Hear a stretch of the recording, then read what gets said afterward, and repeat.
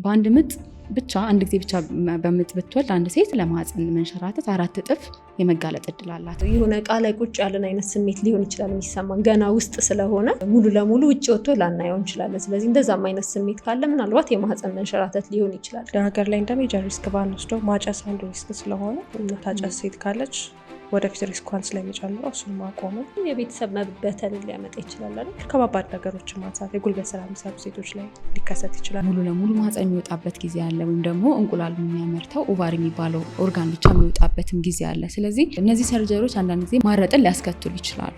እኛ ሀገር ደግሞ ህመም በደንብ ካልያዘሽ ሐኪም ቤት መሄድም እንደ ነውርም ነው የሚቆጠረው።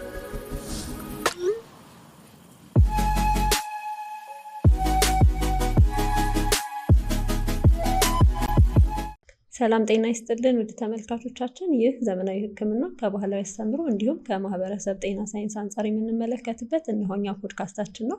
አብረናችሁ የምንቆየው ዶክተር ሜላት፣ ዶክተር ትዕግስት እንዲሁም እኔ ዶክተር ብሩክታይት በጋራ በመሆን ነው። አብራችሁን ቆዩ።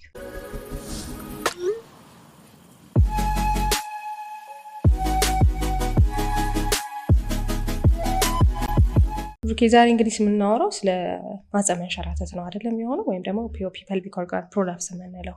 ያው ማህፀን መንሸራተት ለአጠራር ስለሚመቸን ነው እንጂ ማህፀን ብቻ አይደለም ላይ የሚንሸራተት የሚችለው አይደለም።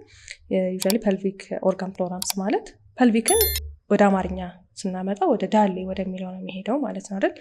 ዳሌ አካባቢ ያሉ ጡንቻዎች አሉ፣ ደግሞ ሌጋመንት ወይም ደግሞ ጅማቶች አሉ፣ አጥንቱ አለ፣ አቀማመጡ። ስለዚህ እነዚህ ሁላ ነገሮች ዳሌ ውስጥ ያሉ ኦርጋኖችን ወይም ደግሞ ያው ዳሌ ውስጥ ያሉትን ኦርጋኖች ሰፖርት አድርገው የሚይዙልን ናቸው ማለት ነው አይደለ? ለምሳሌ ዳሌ ውስጥ ያሉ ኦርጋን የምንለው ምንድነው? ማህፀን አንዱ ነው። ማህፀን እንግዲህ ሁሉንም እንደ ማህፀን ስለምንጠራ ነው እንጂ ለሶስት ልንከፍለው እንችላለን። ልጅ የሚቀመጥበት ፓርት አለ፣ ከዛ ደግሞ የማህፀን በር ብለን ብዙ ጊዜ የምናወራው አለ፣ ከዛ ደግሞ የውጭኛው ወይም ደግሞ ብዙ ጊዜ የሴት የመራቢያ አካል ብለን የምንጠራው ደግሞ ፓርት አለ ማለት ነው። ግን ሶስቱን ጠቅላላ አድርገን ማህፀን እንላለን። ሌላ ዳሌ ውስጥ የሚገኘው ነገር ምንድነው? አንጀታችን የመጨረሻው ክፍል አይደለ ይገኛል፣ ሰገራ የሚወጣበት ወይም ደግሞ ሬክተም የምንለው ይገኛል። ሌላ ደግሞ የሽንት ፊኛ ይገኛል ወይም ብላደር የምንለው ይገኛል ማለት ነው። ስለዚህ እነዚህ ነገሮች የሚደግፋቸው ነገር ላልቶ መውጣት ሲጀምሩ በማህፀን በኩል ፐልቪክ ኦርጋን ፕሮላፕስ እንለዋለን ማለት ነው። ስለዚህ ዛሬ የምንነጋገረው ብዙ ሴቶች ስለሚያጋጥማቸው፣ በተለይ እንደኛ ሀገር ደግሞ ኦልሞስት 23% ነው ፕሪቫለንሱ እና 23% ላይ የሚከሰት ለመናገር ትንሽ ከበድ የሚል ብዙ ሴቶች ይሄ ሆኗል ብለው የማይመጡትን ነገር ነው የምንነጋገረው። ስለዚህ አሁን የማህፀን መንሸራተት ብለን የገለጽነው ነገር ሲመጣ ሰዎች በምንድን ነው የሚያውቁት የሚለውን ስናይ አንዳንድ ጊዜ ሊታይ ይችላል። እንግዲህ ይንሸራተታል ስላለን ተንሸራቶ በማህፀን በኩል ሊወጣ ይችላል። እንግዲህ ይህ ኮንዲሽን ብዙ ጊዜ ሴቶች ላይ ነው፣ ሁልጊዜም ሴቶች ላይ ነው የሚፈጠረው ይሄ ችግር ማለት ነው። ምክንያቱም ክፍተት ስላለ ማለት ነው፣ በዛ ጋር ነው የሚወጣው እና ግን የግድ ሲወጣ ብቻ አይደለም፣ ሌሎች በጣም ብዙ ምልክቶች አሉት። ስለዚህ መጀመሪያ ላይ የሆነ እቃ ላይ ቁጭ ያለን አይነት ስሜት ሊሆን ይችላል የሚሰማን ገና ውስጥ ስለሆነ ሙሉ ለሙሉ ውጭ ወጥቶ ላናየው እንችላለን። ስለዚህ እንደዛም አይነት ስሜት ካለ ምናልባት የማህፀን መንሸራተት ሊሆን ይችላል። ከዛ ውጭ ደግሞ ሽንት ላይ ችግሮች ሊኖሩ ይችላሉ። ምክንያቱም አንደኛው በማህፀን በኩል ሊወጣ ይችላል ብለን የጠቀስነው ነገር የሽንት ማጠራቀሚያው ፊኛው ነው ማለት ነው። ስለዚህ እሱ የሚወጣ ከሆነ አንዳንድ ጊዜ የሽንት ማምለጦች ሊኖሩ ይችላሉ፣ ሽንትን መቆጣጠር ማቃት ሊኖር ይችላል ማለት ነው እና እንደዚህ አይነት ምልክቶች ሊኖሩ ይችላሉ። ወይም ደግሞ ሬክተም ያልነው ፓርት ደግሞ ከሆነ የወጣው ሰገራ ለመውጣት መቸገር፣ አንዳንድ ጊዜ በጣት ሁላ እስከ መግፋት ድረስ ሊደርስ ይችላል ሰገራ መውጣት ከብዷቸው ማለት ነው እና የተለያዩ ምልክቶች ሊኖሩት ይችላሉ ከማህፀኑ ሙሉ ለሙሉ ከመውጣት ውጭ ማለት ነው። ግን በጣም ብዙ ጊዜ የምናየው ደግሞ ሙሉ ለሙሉ ወጥቶ ያው ግድ ሲሆን ሰዎች የግድ እርዳታ ሲፈልጉ ነው የሚመጡት እንጂ እነዚህ ነገሮች ያው እኛ ሀገር ደግሞ ህመም በደንብ ካልያዘሽ ሐኪም ቤት መሄድም እንደ ነውርም ነው የሚቆጠረው። የሆነ ራስሽ እንደመጠበቅ ሳይሆን ምን እሷ በሆነ ባልሆነው ስለምትባይ እሱንም ወቀሳ ሄዳችሁ ያው የሚሉት ነገር አያጡም፣ ስም አያጡለት። እውነትም የኛም ስም አለ። ከዛ ደግሞ ቻይ ስትሆኚ የምትደነቂበት ማህበረሰብ ነው እኛ ጋር። አሞሽ ስትይ እሷ እኮ ትችላለች የምትባይበት ነው። እናቶቻችን ደግሞ በጣም ብዙ ነገር ይችላሉ እና በዚህ ምክንያት ብዙ ሰው የሚመጣ ሙሉ ለሙሉ ወደ ውጭ ወጥቶ ማየት ሲጀምር ነው። ግን እነዚህ ምልክቶችም ካሉ ምናልባት የማህፀን መንሸራተት ሊሆን ስለሚችል ግን ወደ ሕክምና ቢመጡ እንመክራለን። ስለዚህ ያው ማህፀን መንሸራተት ሴት ላይ ብቻ ነው የሚከሰተው። ያው ማህፀን ሴትም ላይ ስላለ ነው። ግን ዋነኛው እንደ ምክንያት የምናነሳው እንግዲህ ቅድም ዳሌያችን ላይ 3 ስትራክቸሮች አሉ ብለናል አይደለ? የመጀመሪያው ፊት ለፊት ላይ ያው ፊኛ አለ፣ የሽንት ፊኛ አለ። ከዛ መካከል ላይ ዩትረስ የምንለው ማህፀን አለ። ከኋላ ደግሞ ሬክተም ወይም ደግሞ የመጨረሻው የአንጀት ክፍል አለ እና እነዚህ ክፍሎች ተወጥረው ነው የሚገኙት፣ እንዳይንቀሳቀሱ እንዳይወድቁ። በቃ ተፈጥሮ እንደዛ ነው፣ ወጥሮ በጅማትም በጡንቻም ተወጥሮ ነው የሚገኘው። ስለዚህ እነዚህ ጅማት የምንለው ጡንቻ የምንለው ወይም ደግሞ ነርቭ ደግሞ አለ አይደለ? ጡንቻን ለጡንቻ መልእክት የሚሰጥና ሪላክስም ኮንትራክት እንዲያደርግ የሚያደርገው አካል ሲጎዳ ነው እንግዲህ ይሄ ማህፀን የሚንሸራተተው ማለት ነው። ስለዚህ በዋነኝነት ምክንያት የምንለው በምጥ መውለድ ነው። ያው ምጥ እንግዲህ በጣም ከባድ ነው አይደለ? ከባድ የሚባል ፔን ነው እና በምጥ ውስጥ ስታልፍ እነዚህ ስትራክቸሮች በጣም ቴንሽን ውስጥ ወይም ውጥረት ውስጥ ይኖራሉ። ስለዚህ በኋላ ላይ የመድከም ነገር እና ሰፖርት ማድረግ ያቅታቸዋል ማለት ነው። እና የሚገርማችሁ ነገር በአንድ ምጥ ብቻ አንድ ጊዜ ብቻ በምጥ ብትወልድ አንድ ሴት ለማህፀን መንሸራተት 4 እጥፍ የመጋለጥ እድል አላት ማለት ነው። 2 ብትወልድ ደግሞ 8 እጥፍ እያለ በወለደችው ልጅ ልክ እድሏ እየጨመረ ነው የሚመጣው ማለት ነው። ስለዚህ ብዙ ልጅ በምጥ የወለደች እናት ለማህፀን መንሸራተት በጣም ተጋላጭነቷ ከፍ ይላል ማለት ነው። ከዛ ውጭ ደግሞ ይህንን ችግር የሚያስከትለው ብለን የምናስበው ነገር ምንድን ነው? ሆዳችን ውስጥ ያለው ፕሬሸር ሲጨምር ወይም ግፊት ሲጨምር፣ ለምሳሌ ረጅም ጊዜ የምታስል ሴት አጫስ ልትሆን ትችላለች። ወይም ደግሞ ለምሳሌ እናቶቻችን እንደውም በጣም የሚታወቀው ይሄ ብዙ ጊዜ በከሰል በእንጨት ነው አይደል ምግብ የሚያበስሉ። ስለዚህ ከዛ ጋር ተያይዞ የሳንባ ችግር ይመጣባቸዋል። በዛ የተነሳ ብሮንካይትስ የምንላቸው ክሮኒክ ብሮንካይትስ የምንላቸው በሽታዎች ያላቸው እናቶች ረጅም ጊዜ ስለሚያስሉ ረጅም ጊዜ ፕሬሸር ስለሚፈጠር ተጋላጭ ይሆናሉ። ወይም ደግሞ ረጅም ጊዜ ድርቀት የሚያስቸግራቸው እናቶች ለምን ያው ማማጥን ስለሚያመጣ ማለት ነው። ስለዚህ እነሱም ተጋላጭ ይሆናሉ ማለት ነው። ከዛ ውጭ ደግሞ ያው አወላለድ ነው። በምጥ መውለድ እንዳለ ሆኖ ምን ያህል ሰዓት በምጥ ቆየች የሚለው ነገር ማተር ያደርጋል። ለምሳሌ በጣም ፈጥኖ በአጭር ሰዓት ውስጥ የሚወጣ እርግዝናም ሲሆን እነዛን አካላቶች ጎርቶ የሚወጣው፣ ስለዚህ ለዚህ ትጋለጣለች። ወይም ደግሞ ረጅም ሰዓት ማመጥ በጣም ከ1 ቀን በላይ ከ2 ቀን በላይ ስፔሻሊ ገጠር ላይ አይደለም ያው ቤት ውስጥ ነው የሚወልዱት። ስለዚህ ረጅም ሰዓት ያመጣሉ። እሱም እነዛን ስትራክቸሮች በጣም አፌክት የማድረግ ባህሪ ያላቸው ማለት ነው። ከዛ ውጭ እንደ ምክንያት የምንወስዳቸው ደግሞ የጤና እክሎች አሉ። ኮኔክቲቭ ቲሹ ዲስኦርደርስ የምንላቸው አሉ። እነሱ ችግር ያለባቸው እናቶች ወይም ሴቶች ለዚህ በሽታ ይጋለጣሉ ማለት ነው። እና አንዳንድ ጊዜ ይህን በሽታ ኮመንሊ የምናየው እድሜያቸው ከፍ ያሉ እናቶች ላይ ነው። ለምን? የሆርሞን ባላንስ ስለሚጠፋ እነዚህ ሰውነት ክፍሎችም ስለሚላሉ ማህፀን የመውጣት እድል አለው። አንዳንዴ ግን በጣም ልጆች ላይ ወይም ያልወለደች ሴት ላይ ሊከሰት ይችላል። እንደዚህ አይነት ነገር ካለ ቅድም ያልናቸው የሕክምና እክሎች ይኖሩባት ይሆናል። ወይም ደግሞ ከአፈጣጠር ጋር ተያይዞ የሚመጡ በሽታዎች አሉ። ስለዚህ እነዛም ሊሆኑ ስለሚችሉ እነሱንም ኮንሲደር ማድረግ ጥሩ ነው። ከዚህ በተጨማሪ ከመጠን በላይ ውፍረት ያላት ሴት ላይ ኦቤሲቲ ላይ በጣም እንደዚህ አይነት ነገሮች የመከሰት እድላቸው ከፍ ያለ ነው። ሌላ ምጥን ተከትሎ ሰዓት መርዘም ከማጠር ውጭ ልጆች የሚወለዱበት ኢንተርቫል እንዴት ነው የሚለው። ምክንያቱም እነዚህ ቅድም ያልናቸው ነገሮች ምጥ ሲመጣ በጣም ተጎድተው ነው አይደለም፣ ቴንሽን ውስጥ ገብተው ነው፣ ውጥረት ውስጥ ገብተው ነው ልጅ የሚወለደው እና እሱ አገግሞ ያው ነርቭም ከሆነ የተጎዳው ነርቭ አገግሞ ወይም ደግሞ ጡንቻውም ቢሆን አገግሞ ሌላ ልጅ መሸከም እስኪችል ድረስ ካልተጠበቀ ብዙ ጊዜ 2 ዓመት የምንመክራቸው አንዱ ምክንያት ይሄ ነው። ብዙ ምክንያቶች ሌላም ቢኖር ማለት ነው እና እነሱ ሳይኖሩ በተደጋጋሚ ልጅ የሚወለድ ከሆነ ይሄ ነገር ይከሰታል። ይሄ ማለት ግን ሁሉም ብዙ ልጅ የወለደ ሴት ወይም ደግሞ በምጥ የወለደ ሴት ሁሉ ይሄ ነገር ያጋጥመዋል ማለት አይደለም። አንዳንዴ የዘረመልም ነገሮች አሉት። አንዳንድ ጊዜ አንድ ልጅ ብቻ በምጥ ወልዳ የማህፀን መንሸራተት የሚመጣባት ሴት እንዳለች ሁሉ ብዙ ልጆችን ወዲያው በላይ ወልደው የማያጋጥማቸውም ደግሞ ሴቶች አሉ። ስለዚህ ሁሉም ሴት ያጋጥመዋል እያለን አይደለም። ሌላ እንደ ሪስክ ሊሆን ደግሞ የሚችለው ምንድን ነው? ከባባድ ነገሮችን ማንሳት፣ የጉልበት ስራ የሚሰሩ ሴቶች ላይ ሊከሰት ይችላል። ምክንያቱም ዞሮ እንደዚህ እንድናምጥ እንድንል የሚያደርጉ ነገሮች ላይ የሆድን ፕሬሸር የሚጨምሩ ነገር ወይም ግፊትን የሚጨምሩ ነገሮች ቅድም አይደለ ድርቀት እያለን ስለነበር ልክ እንደዛው ግፊትን ሊጨምር ስለሚችል እዚህ ነገር ሊያጋልጥ ይችላል ማለት ነው። በሁለት እግር የምንሄድ ሰዎች መሆናችን ነው አይደለ? በጣም ወደ ግራቪቲ ችግሮቹን ምክንያቱም በ4 እግራቸው የሚሄዱ እንስሳት ላይ ግራቪቲ ወደ እጃቸውም ስለሚሄድ ወደ 2 እግራቸው ማለት ነው። እኛ ግን ቆመን ስለምንሄድ አንደኛው መቆማችን ነው ትልቁን ሚና የሚጫወተው ማለት ነው። ከዛ በኋላ ደግሞ ያው እንዳልነው አሁን የገለጽናቸው ምክንያቶች ናቸው። ስለዚህ ለምንድን ነው ደጋግመን የማህፀን መንሸራተት የሚለውን ቃል የምንጠቀመው? ቅድም ብሩኪ እንዳልሽው ወጥቶ ላይ ይታይ ይችላል አይደለ? ግን እኛ ሀገር ብዙ ጊዜ የተለመደው ወጥቶ የማህፀን መውጣት ተብሎ ነው የሚታወቀው፣ ምክንያቱም ከወጣ በኋላ ስለሚመጡ ማለት ነው። እና ያ እስኪሆን ድረስ ግን መታከም ይችል ነበረ። ግን ለዛ ያ እስኪሆን ድረስ ቀድሞ መጥተው ሕክምናን የማያገኙበት ምክንያቶች አንደኛው እንግዲህ ጥናቶች ሲደረጉ በደንብ የተገኙት አንደኛው ስቲግማ ነው፣ የመገለል ነገር መፍራት። ምክንያቱም ይህንን የትዳር አጋራቸው ካወቀ፣ ማህፀናቸው ወደ ውጭ መውጣቱን ካወቀ፣ እንደዚህ አይነት ስሜት እንደሚሰማቸው ካወቀ ፍቺ ይመጣል። ፍቺ ደግሞ በእኛ ማህበረሰብ ውስጥ ተቀባይነት የሌለው ነገር ነው ብዙ ጊዜ እና ስለዚህ አንደኛ እገለላለሁ ብሎ በማሰብ፣ ሁለት እንደዚህ አይነት ችግር ለሰው ብነግረው ሰው መጠቋቋሚያ ያደርገኛል ከሚልም አንጻር፣ ሌላው ደግሞ ሁሉም ሴት ላይ ሊፈጠር የሚችል አይነት ነገር ነው ብሎ ማሰብም አለ። ለምሳሌ ካልቸራሊ በባህል ኢንተርቪው ሲደር አሁን ኳሊቴቲቭ ስተዲዎች ተሰርተው ነበረ። እናቶች እንደዚህ ሆነ የመጡ እናቶችን መጠይቅ የተደረገላቸው ነበር እና አንድ እናት ሲገልጹ ለምሳሌ ይህን ነገር ብናገር አካባቢ ላለው ሰው ብነግር በኋላ ላይ መጠቋቋሚያ የመሆን ነገር አለ።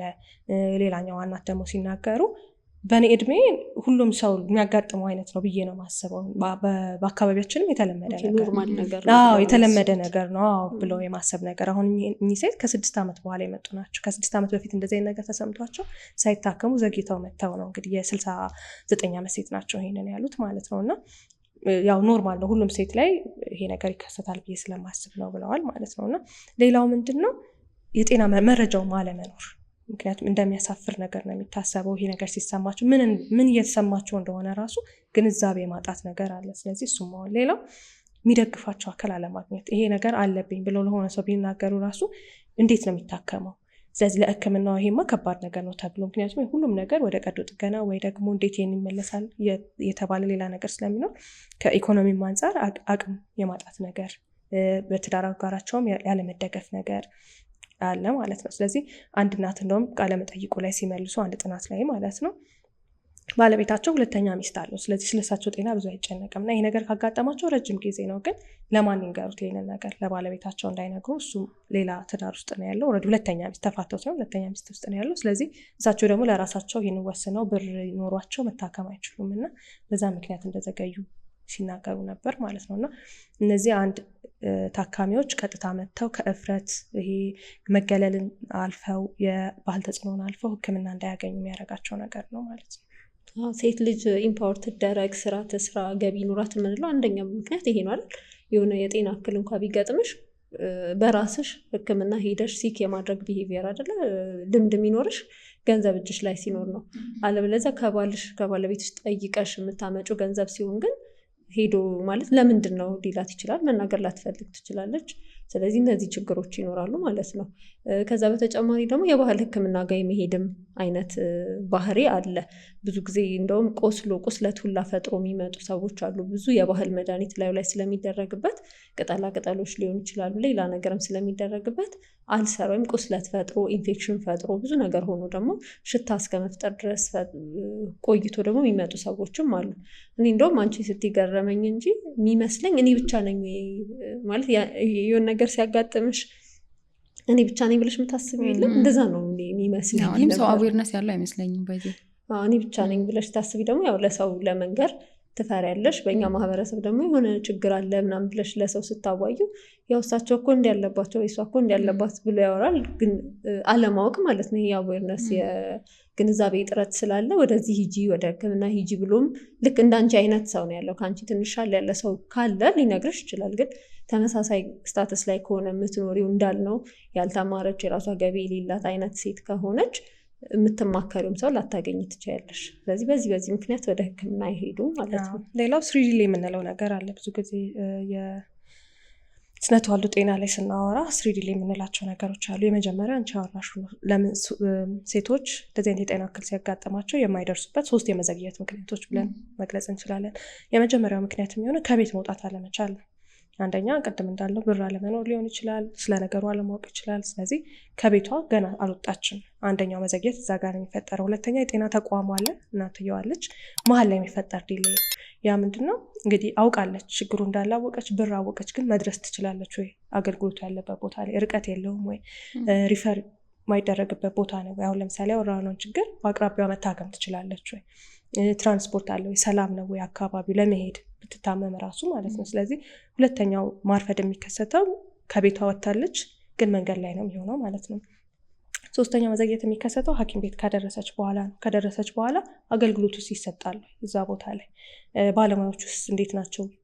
በደንብ ይሄ ኮምፓሽኔት ሆነው ሩሩ ሆነው ነው የሚያስተናግዱት?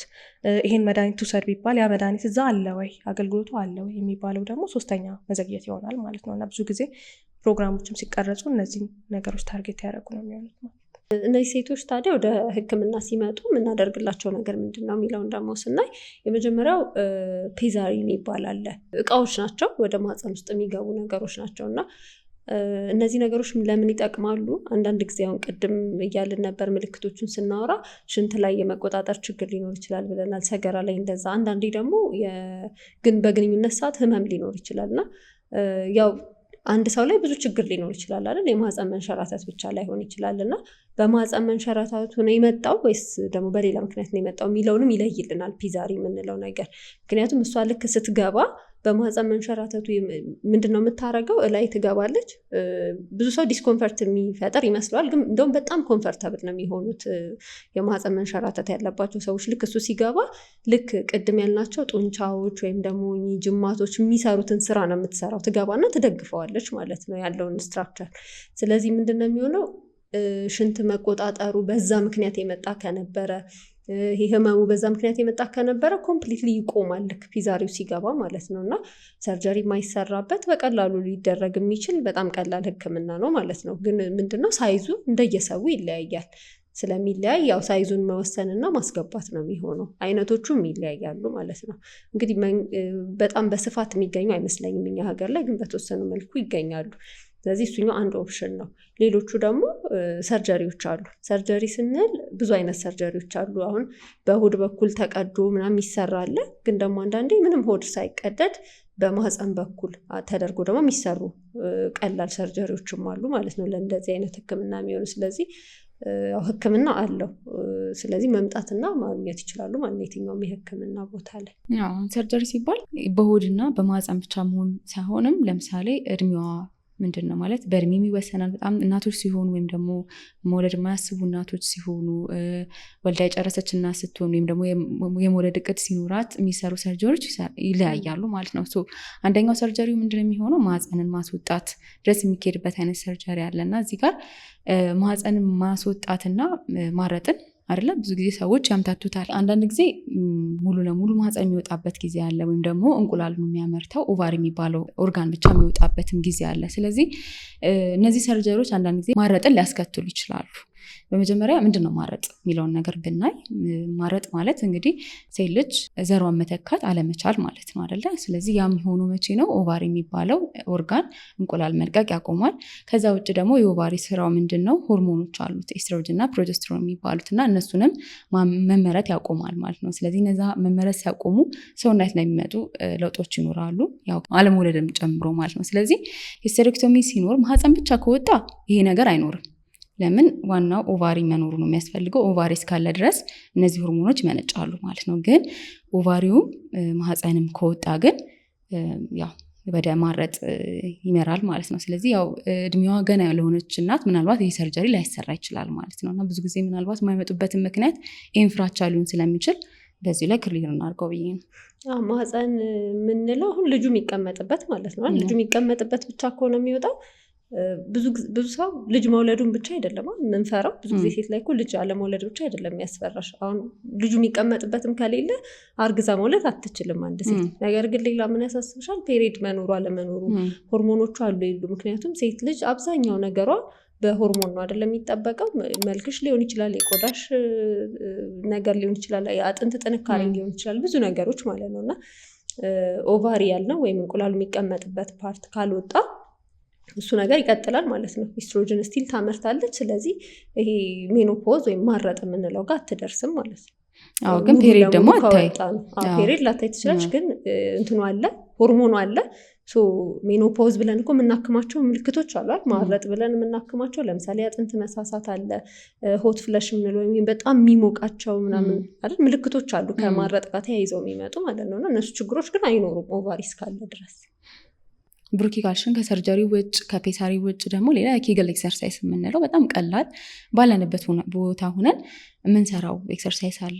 ያው ሽንታችን ሲመጣ ልክ እንደ መያዝ አይነት ነገር ነው። እሱ ያው አካባቢውን ያጠነክራልና ምንድነው የሚሆነው በጣም አጫጭር ግን ሪፒቲድሊ የምንሰራ እንቅስቃሴዎች ይኖራሉ ማለት ነው። በእነሱ የሚመለሱ አሉ። ስፔሻሊ ኤርሊ ከሆነ መጀመሪያ አካባቢ ከሆነ ሙሉ ለሙሉ ካልወጣ አንዳንድ ጊዜ በዚህ ሊመለስ ይችላል፣ ወይም ደግሞ ሙሉ ለሙሉ ላይወርድ ይችላል። ካልሆነ ግን በዚህ የማይመለስ ከሆነ ደግሞ ያው ቀጣይ ማኔጅመንቶች ጋር መሄድ ሊያስፈልገን ይችላል። ስለዚህ ይሄ ኤክሰርሳይዝ ቅድም እንዳልኩት ሽንትን መያዝ ላለመሽናት መሞከር ነው እና ከማህፀን መንሸራተት ውጭ እነዚህ ኤክሰርሳይዞች እንትን ላለባቸው ሽንታቸው መቆጣጠር ለማይችሉ ሰዎች ስፔሻሊ አሁን ስትረስ የምንላቸው አሉ አይደለ? ሲያስነጥሱ ሽንታቸው የሚያመልጣቸው ሰዎች ወይም ደግሞ ሲያስሉ የሚያመልጣቸው ሰዎች፣ ሲስቁ የሚያመልጣቸው ሰዎች እነዚህ ኤክሰርሳይዝ ቢሰራ ላይክ ማስተካከል ይችላል ማለት ነው። ከተጨማሪ ደግሞ እነዚህ እርጅ የምንላቸው አሉ። ድንገት መጥተው የሚያጣድፉና ሽንታችን የሚያመልጠን ሰዎችም ይህን ኤክሰርሳይዝ ቢሰሩ ይጠቅማል። ተጨማሪ ደግሞ ለምሳሌ የወለደች እናት ይህን ኤክሰርሳይዝ ብትሰራ ጥሩ ነው። ለምሳሌ ሴክሹዋሊ ቶሎ አክቲቭ መሆን ትችላለች። ወንድም ላይ የሚመከርበት ጊዜ አለ። ስፔሻሊ አሁን ይሄ ኤሬክታል ዲስፋንክሽን ያለባቸው ስንፈተ ወሲብ ያለባቸው ወንዶች ቢሰሩ አሪፍ ይሆናል። እንደዚህ አሁን ፒኦፒ ወይም ደግሞ የማህፀን መንሸራተት ያለባቸው ሴቶች አንደኛው ችግራቸው ምንድን ነው እንደ ኮምፕሊኬሽን የምንጠራው የወሲብ ፍላጎት አለመኖር አይደለ? እንደዚህ አይነት ነገር ይመጣባቸዋል። እሱንም የማሻሻል ባህሪ ያለው ማለት ነው። ይህንን እንቅስቃሴ ቢሰሩ በጣም ሲምፕል ነው። ቶሎም ደግሞ ኢምፕሩቭመንት ያዩበታል ማለት ነው። እንቅስቃሴዎቹ እንዴት እንደሚሰሩ ዲስክሪፕሽን ላይ በደንብ እናስቀምጥላቸዋለን። ምን ያህል ጊዜ በቀን መሰራት አለበት፣ ምን ሰዓት ላይ መሰራት አለበት የሚለውን ዲስክሪፕሽን ሴክሽን ላይ በደንብ እናስቀምጠዋለን።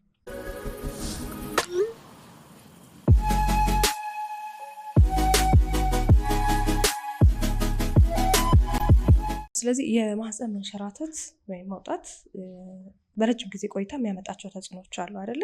ለምሳሌ እንግዲህ የሽንት ፊኛ ይንሸራተት ይችላል ብለናል አይደለ? ስለዚህ ከሽንት ጋር ተያይዘው የሚያመጣቸው ኮምፕሊኬሽኖች ይኖራሉ። እኛ ጋር ብዙ ጊዜ ቆይተው ስለሚመጡ እንደ መጀመሪያ መምጫ ምልክታቸውም ሊሆን ይችላል ቅድም ሽንት ማምለጥ ስንል የነበረው። ሌላ ተደጋጋሚ የሆነ የሽንት ቱቦ ኢንፌክሽኖች ሊኖሩ ይችላሉ። ስለዚህ በእነሱ ምክንያትም ሊመጡ ይችላሉ ማለት ነው። ሲሸኑ ማቃጠል፣ ቶሎ ቶሎ ሽንታቸው የመምጣት ነገር፣ የሽንት ፊኛ ኢንፌክሽኑ ደግሞ ከፍ ያለ ከሆነ ደግሞ ከማቅለሽለሽ ወደ ላይ ከማለት ተጨማሪ የኩላሊትን የመጉዳት ነገር ሊኖር ይችላል። ስለዚህ በእነዚህ ምልክቶች ሊመጡ ይችላሉ ማለት ነው። ሌላው ደግሞ ከዚህ ከጾታዊ ግንኙነት ጋር በተገናኘ ግንኙነት በሚያደርጉበት ሰዓት ህመም በጣም የመኖር ነገር ሊኖር ይችላል። የመድማት ነገር ሊኖር ይችላል በተደጋጋሚ የሆነ ኢቨን ሴት ልጅ ላይ ደግሞ እርካታ ላይ አለመድረስም ሊኖር ይችላል ማለት ነው። ሌላው ደግሞ ይሄ የታችኛው የአንጀት ክፍል ሊወጣ ይችላል ወይም ሬክተም ሊወጣ ይችላል። ሰገራ የሚያልፍበት ብለናል አይደለ? ስለዚህ እሱ ከወጣ ደግሞ ሊዘጋ ይችላል። ስለዚህ ምን ይሆናል? ድርቀት ይኖራቸዋል። የአንጀት መታጠፍ ተብሎ የሚገለጸው ወይም ደግሞ ኢንተስታይናል ኦብስትራክሽን ሊኖራቸው ይችላል። ስለዚህ ምንም ነገር ላይወጣ ይችላል አይደል? ድርቀት፣ ሙሉ ለሙሉ ድርቀት ሊኖር ይችላል። አየርም ላይወጣ ይችላል። ሰገራም ላይወጣ የሚችልባቸው ነገሮች ሊኖሩ ይችላሉ። ሌላው ደግሞ በሳይኮሎጂካሊ ራሱ ስነ ልቦና ተጽዕኖ ያመጣል አይደለ? ቅድም እንዳልነው ለትዳር አጋር መንገር የሚያስፈራ ከሆነ፣ ለጓደኞች ማማከር የማይቻል ከሆነ፣ አካባቢ ላይ ያለ ሰው የሚያገል ከሆነ ደግሞ ከፍተኛ የሆነ ጭንቀት ይፈጥርባታል። የስነ ልቦና ችግር ያመጣል ማለት ነው። ሌላው ቁስለቱ በራሱ ከመቆየት የተነሳ ላይመለስ ይችላል አይደለ? በጣም የወጣው ነገር የመቁሰል ነገር ሊኖረው ይችላል። መቅለሚያ፣ ሽታ የመፍጠር ነገር ሊኖረው ይችላል ማለት ነው። ስለዚህ እነዚህ ሁላ ነገሮች ተያይዘው ሊከሰቱ ይችላሉ። ከዛ በተጨማሪ ደግሞ የቤተሰብ መበተንን ሊያመጣ ይችላል አይደል? ከወንዱም ጎን በወንዱም ሳይድ ሊሆን ይችላል። ወይም ደግሞ ሴቷ ራሷ ሰልፍ ስቲማ በጣም በመውረድ ወይም ይሄ ኮንፊደንስ ሳይኮሎጂካል ያልነው አይደለ? ስነ ልቦና በጣም ስለምትጎዳ እሷም ገባለሁ ብላም ላታስብ ትችላለች። በወንዱም በኩል ደግሞ ደስተኛ ላይሆን ይችላል። ብዙ ጊዜ የምናያቸው ኬዞች በተለይ ደግሞ ገጠር አካባቢ ያሉ ኬዞች ደግሞ ብዙ ጊዜ እንደዚህ የቤተሰብ መበተን፣ የትዳር መበተንን ያመጣል ማለት ነው በተጨማሪ። ስለዚህ ይህን ነገር መከላከል እንዳይመጣ መከላከል እንችላለን ነው ሌላው ጥያቄ ሊሆን የሚችለው ማለት ነው። እና ማድረግ የምንችላቸው የተወሰኑ ነገሮች አሉ። መከላከል ብቻ ሳይሆን ሕክምናውም ላይ ቢሆን ሙሉ ለሙሉ ጋራንቲ አይደለም። አንዳንዴ እንዳልነው ለምሳሌ የሽንት መቆጣጠር ማቃቱ ወይም ደግሞ ይሄ በግንኙነት ጊዜ ያለው ህመም በማህፀን መንሸራተቱ ምክንያት ያልመጣ ከሆነ ህክምናው ላያድነው ይችላል። ስለዚህ መጀመሪያ ቼክ ማድረግ አለብን ያልነውም ለዛ ነው። እና ያው ብዙ ሰዎች ሰርጀሪ ከተደረገም በኋላ እነዚህ ምልክቶች ምናልባት ቢቆዩ በሌላ ምክንያት የመጡ ሊሆኑ ይችላሉ ማለት ነው እነዚህ ችግሮች። ስለዚህ መከላከያም ስንል ኮምፕሊትሊ ይህን ካደረግን በቃ አይፈጠርም ማለት አይደለም። ለምሳሌ በልጅ መውለድ እንደ አንድ አጋላጭ ምክንያት ገልጸነዋል እና ስለዚህ በማህፀን አትውለዱ፣ አይ በኦፕራሲዮን ውለዱ እያልን አይደለም። ግን ያው ሪስኩ ሲታይ የሚቀንስበት ነገር አለ ማለት ነው። ግን ከዛ የተሻለ ምን እንመክራለን?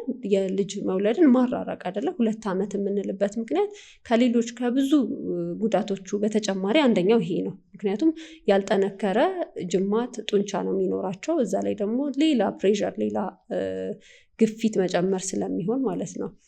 ሌላ ደግሞ በጣም ከባባድ እቃዎችን አለማንሳት፣ በተለይ ደግሞ እድሜ ከፍ እያለ ሲሄድ ማረጥ ጋር የደረሱ እናቶች ከሆኑ፣ የወር አበባ ማየት ያቆሙ እናቶች ከሆኑ በተለይ እነዚህ ጡንቻዎች የሚጠነክሩት በኢስትሮጅን በምንለው ነገር ስለሆነ የመዳከም ነገር ስለሚኖራቸው ከባባድ እቃዎችን አለማንሳት፣ በአቅማቸው ስራ እንዲሰሩ ማድረግ። ያው ቁጭ በሉ እያለን አይደለም።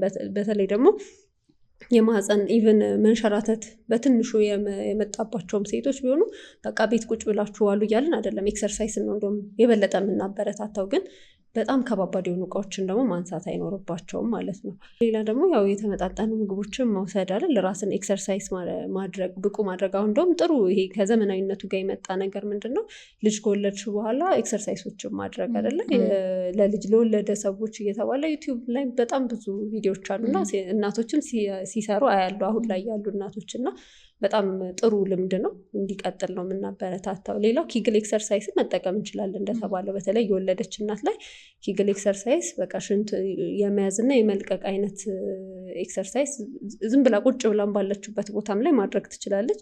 ሌሎችም ኤክሰርሳይሶች አሉ፣ እነሱን መስራት በጣም የተሻለ ነው። ጡንቻዎቻችንን በደንብ ስለሚያጠነክርልን ማለት ነው። ሌላ እንግዲህ እንደ ሀገር ላይ እንደ ሜጀር ሪስክ ባንወስደው ማጨስ አንዱ ሪስክ ስለሆነ ታጨስ ሴት ካለች ወደፊት ሪስኳን ስለሚጨምረው እሱን ማቆምን ተመራጭ ነገር ነው። ያልጠቀስነው ነገር ግን አብዛኞቹ ሴቶች ምናልባትም አንዳንዴ በወገብ ህመም ይመጣሉ አይደለ?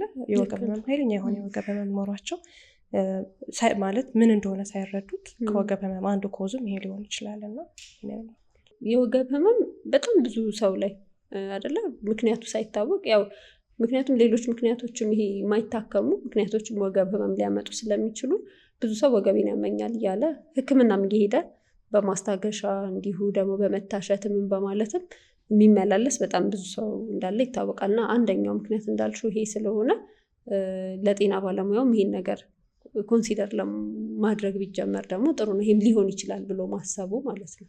ስለዚህ የማህፀን መንሸራተት ነው ህክምናው በተለያዩ ቦታዎች ይሰጣል። በተለይ ደግሞ ሀምሊን ፊስቱላ ሴንተር ላይ በነፃ አይደለ ለእናቶች ኢንፌክሽኑ ታክሞ ምን ብሎ እስከ ሰርጀሪ ድረስ እስከ መጨረሻው ድረስ ህክምናን ማግኘት ይችላሉ ሀምሊን ፊስቱላ ሴንተር ላይ።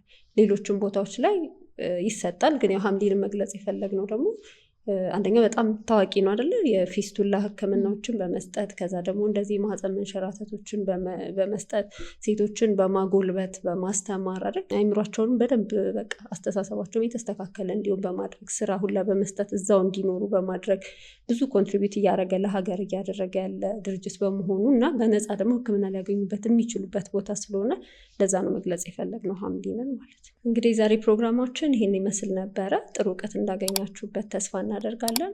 ሼር፣ ላይክ፣ ሰብስክራይብ እና ኮሜንት ማድረግ አትርሱ። መልካም ጊዜ